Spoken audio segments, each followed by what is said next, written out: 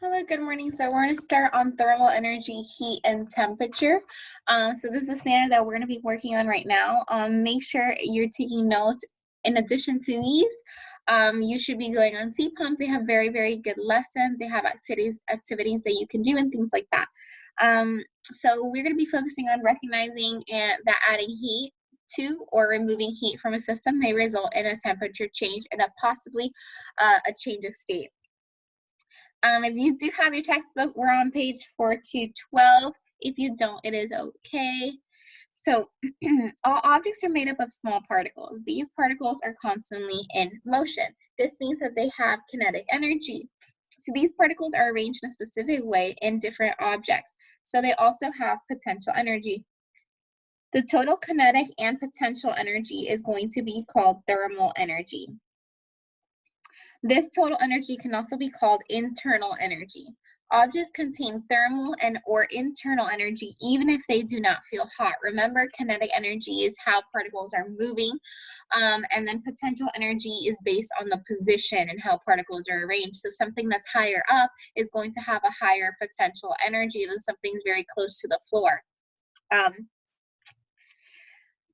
Thermal energy, of course, of an object changes when heat is transferred to or from the object. So heat is the energy that's transferred from a warmer object to a cooler object. As the warmer object cools down, the cooler object warms up until the two objects are in the same temperature. When this happens, heat stops transferring between the two objects. One way that heat can be measured is by unit of kinetic energy called a joule.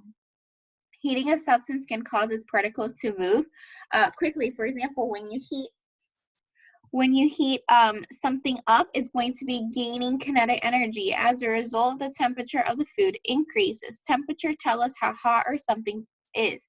If the kinetic energy of the particles is in an object increases, the object becomes hotter. And then if it decreases, obviously the object is going to be a lot cooler. Sometimes heating a substance will cause it to change states.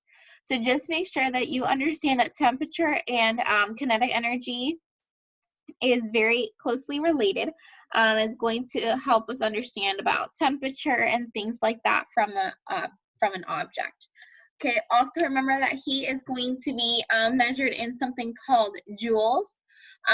And like we just said, it always transfers from hot to cold. So most of the time we have a hot cup of coffee, for example, and we think that since our air conditioner is cooler, since its environment's cooler, it's going to cool it down. It's actually the opposite. So from that hot cup of coffee, it's going to be transferring that hot temperature out to the environment until it has this homeostasis state, pretty much, where they're both stable, where we reach, let's say your house is 72 degrees, so you would have your hot coffee trying to reach that 72 to meet the same temperature. A state of matter is a physical property that is determined by the arrangement of particles. Three common states of matter are solid, liquid, and gases. So this is definitely review from like 6th, 5th, all those even elementary grades where we have those solid, liquid, and gas. So a solid is going to have a definite shape and a definite volume. The definite shape and volume of solid are going to be a result of the closely packed, ordered arrangements of particles that make up an object.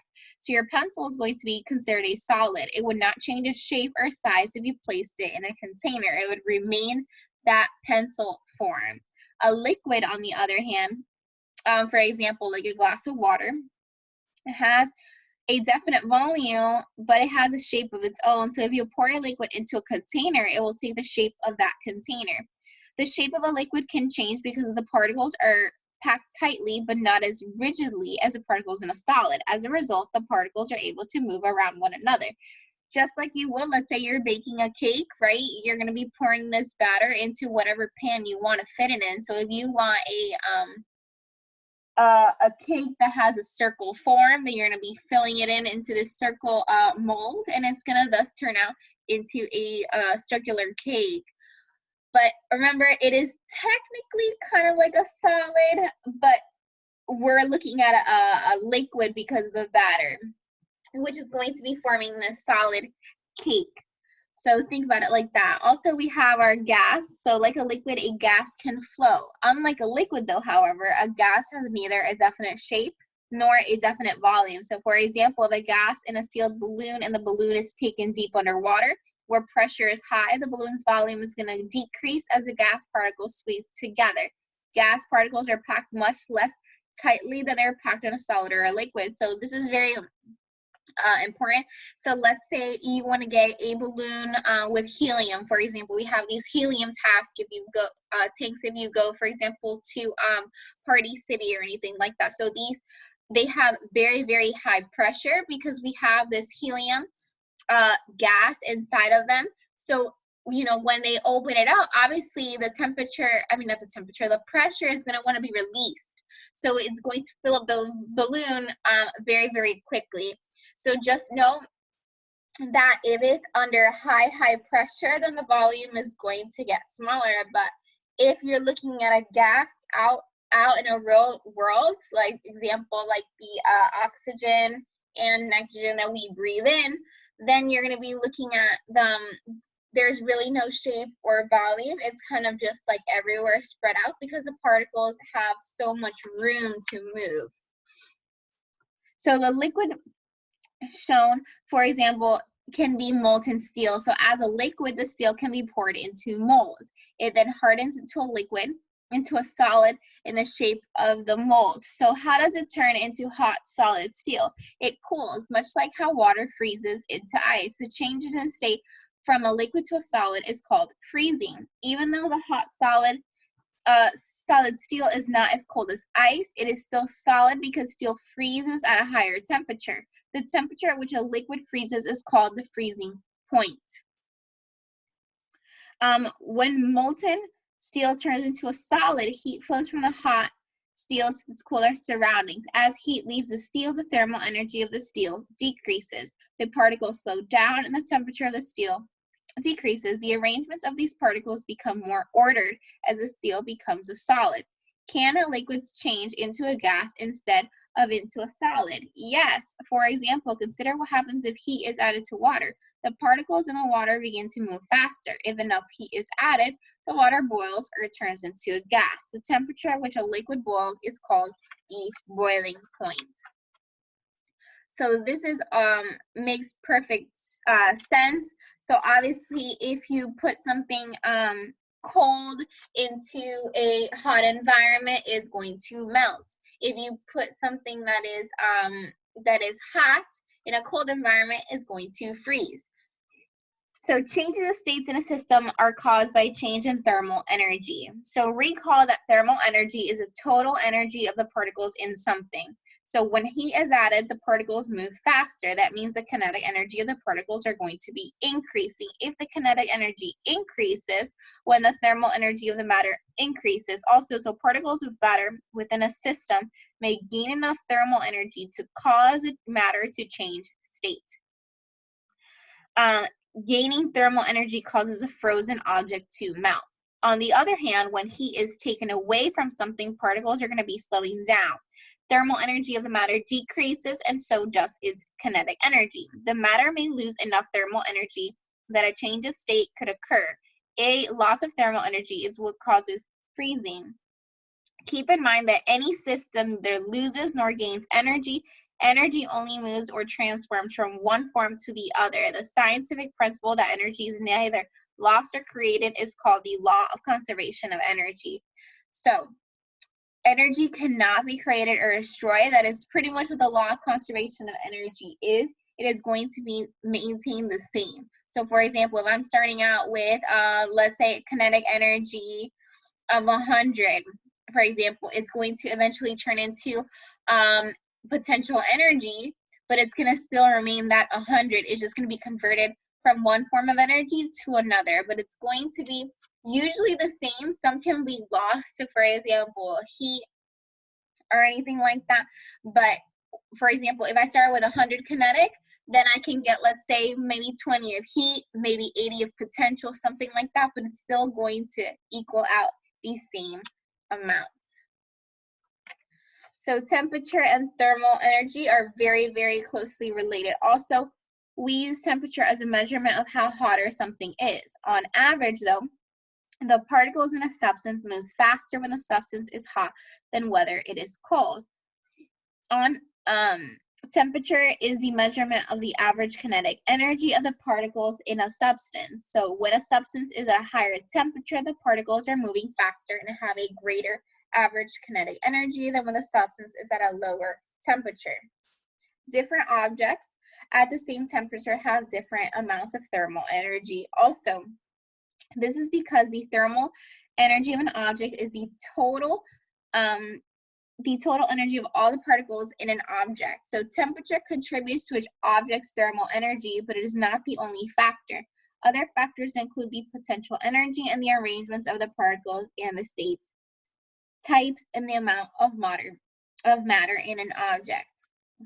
And just know that thermal energy in this case is just going to be all the particles in the system, whether it is kinetic or potential. Just thermal energy is the addition of both. The more matter of the particles in an object at a given temperature, the more thermal energy it has. So for example, 1 liter pot full of tea at 85 degrees Celsius has more thermal energy than a 0.2 liter cup full of tea at 85 degrees Celsius because the pot contains more water.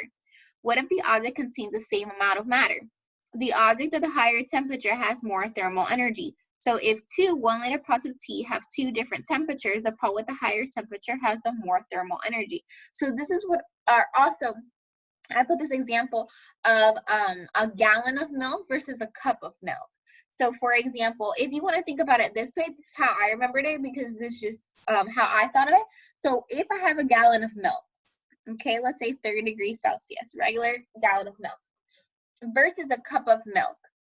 Okay, so let's say the gallon of milk has more molecules, has much more matter than just a cup. So even if they're both at 30 degrees Celsius, you can say that thermal energy is going to be higher in the gallon of milk because thermal energy is also going to be proportional to how much matter is in something. So think about it like this. So if I have to steam it, if I have to make these two boil, so I have to take a gallon of milk to boil versus a cup of milk to boil. The gallon of milk is going to require a lot more heat, even if they're starting off the same temperature. So if I put a cup of milk, for example, in a microwave, for example, I could put it for a minute and it'll be warm. But even if I put a minute on a gallon of milk, it's not going to warm it up at all. So just think of how much molecules are in something to determine how much which one has the highest thermal energy. So really quick also, what if we add the same amount of energy to the pot of tea and a cup of tea? Will they change the same temperature? Not necessarily. So an object's change in temperature is going to depend on the environment and the types of amounts of matter in an object. So let's say we wanted to raise the temperature of the tea, or for in this case, the cup of milk, by 1 degree Celsius. So the type of matter is the same. The environment is the same because it's starting off at the same temperature. But the container with more milk is going to require more heat. It has more particles, so more energy is needed to get them moving, all the same average kinetic energy as the particles in the smaller cup of milk. Okay, so just make sure you understand that. I'm actually going to pause here.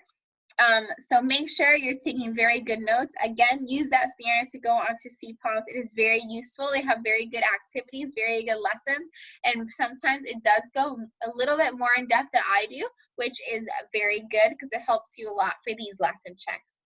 So I'm going to pause here. Thank you.